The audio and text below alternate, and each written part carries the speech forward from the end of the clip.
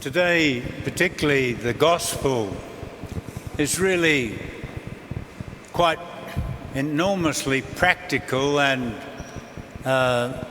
confronting for us, because here we have the gospel of Jesus sending out his disciples to make him and his message known all around the world. And that wasn't just a sort of a one-off thing one Saturday afternoon. So let's do this. It was putting in place the responsibility for each one of us who have been baptized to be missionaries, if you like, to make Jesus known throughout the world where I live, where my world is. And so I thought it would be, and it has been for me, I thought it would be a good exercise for us this morning to just for a moment think about and identify the people that are responsible for you being here. I mean, your faith didn't just drop out of the sky. You just didn't sort of think, oh, I might become a Catholic and go to Mass. Who are the people that formed you and led you to be here today celebrating the Eucharist with the rest of the Catholic family? Looking back on your life for a moment, who are those people that you can sort of identify and say, well, it was this one? Who are those people?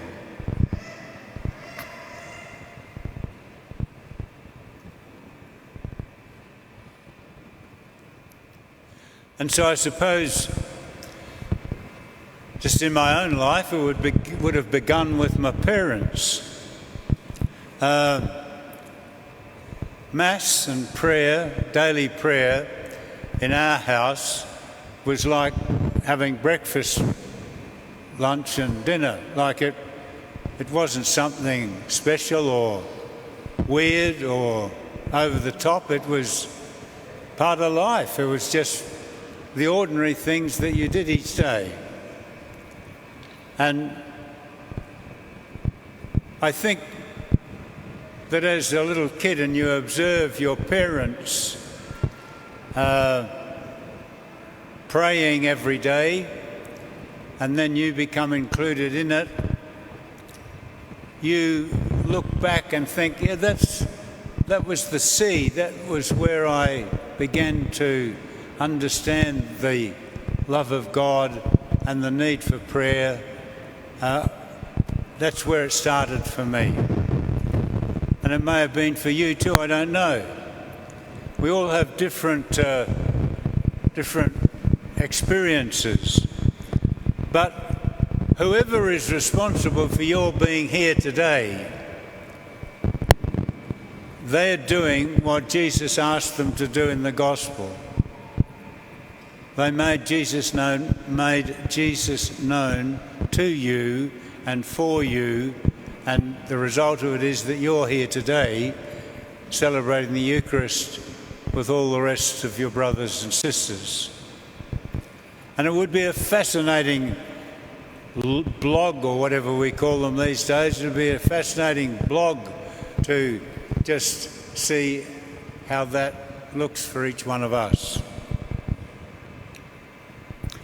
I suppose too that having done that exercise, the next question, equally important, is how do I make people known, make Jesus known in my life? I've identified some of the people that are responsible for me being here, but am I responsible ever for people understanding the love of Jesus Christ for them? What have I done? Who are the people I've touched that would now or in a year or two's time say, well, the reason I'm here is because Auntie Mary used to take me to Mass every day when I was with her and explained, how am I going to be judged? Is there anybody in the world that says, I came to know Jesus better because of Father Hurley, Bishop Hurley? And for you who are families,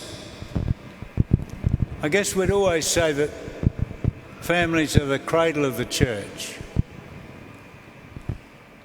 that we learn so much, I suppose good and bad, about ourselves in family, don't we? We learn to be ourselves, whatever that looks like. And so for you who are kind of in charge of families as parents and I guess grandparents and uncles and aunts, that's a big responsibility. How the people in that family system how are they closer to Jesus Christ and understand him better because of your role or my role in that family situation? Because as I say, families are the most sacred place on earth, aren't they, after the sanctuary? God dwells in families. And you have so much to teach us. So much to teach us of humility and patience and forgiveness and love. I have the privilege of giving lots of retreats to priests around Australia these days, and one of the things I would stress is that I think we as priests should kneel at the feet of families and say, please teach me how to be a good priest. Because over 60 years now I've watched you as families with the joys and sufferings and disappointments and sadness and celebrations and joy of family life. It is such an amazing business.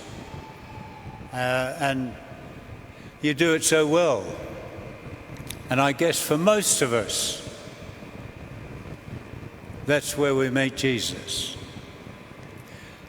Or at work. I think we underestimate our influence at work.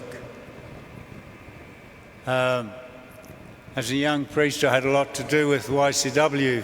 Those of you as old as me will remember the YCW as the Young Christian Workers.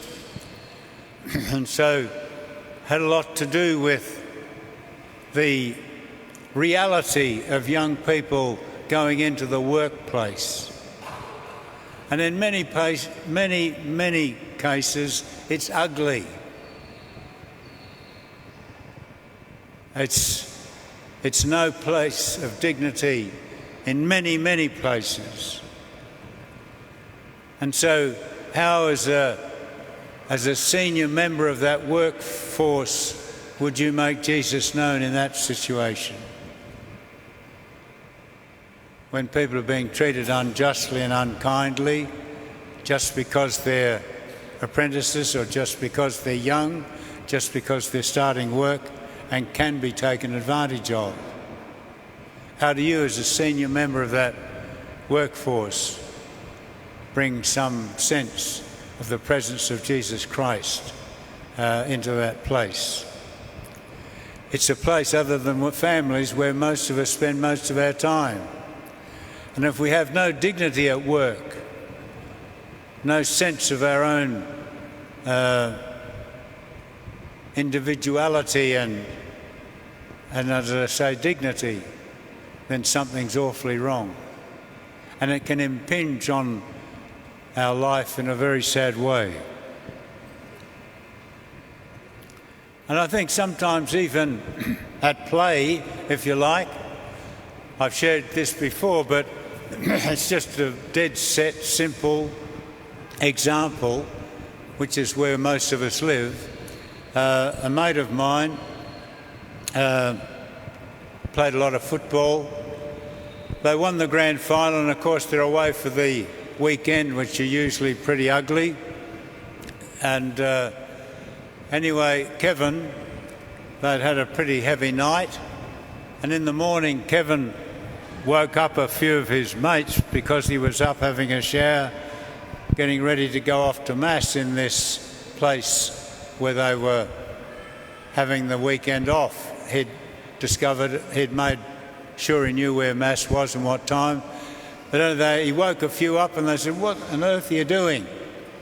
He said, "Oh, sorry, mate, I'm going to Mass." And so this young fella in his room said, "Oh, well, we've done everything else together this weekend. I'll come with you." And that man became a Catholic. He said, in the weekend that we've had, when no one knows that they were there, he said, you know, they're away from their families and everything. He said, if this mate of mine, if Mass means so much to him that he'd get up and go in that circumstance, I want some of that. And so it can be the most sort of menial, if you like, task that we do, that we introduce Jesus Christ to one another. And so today we ask God to give us the strength and the courage to always be faithful to that sense of his presence in our life, in the lives of others, and that we'd always have the courage to make him known.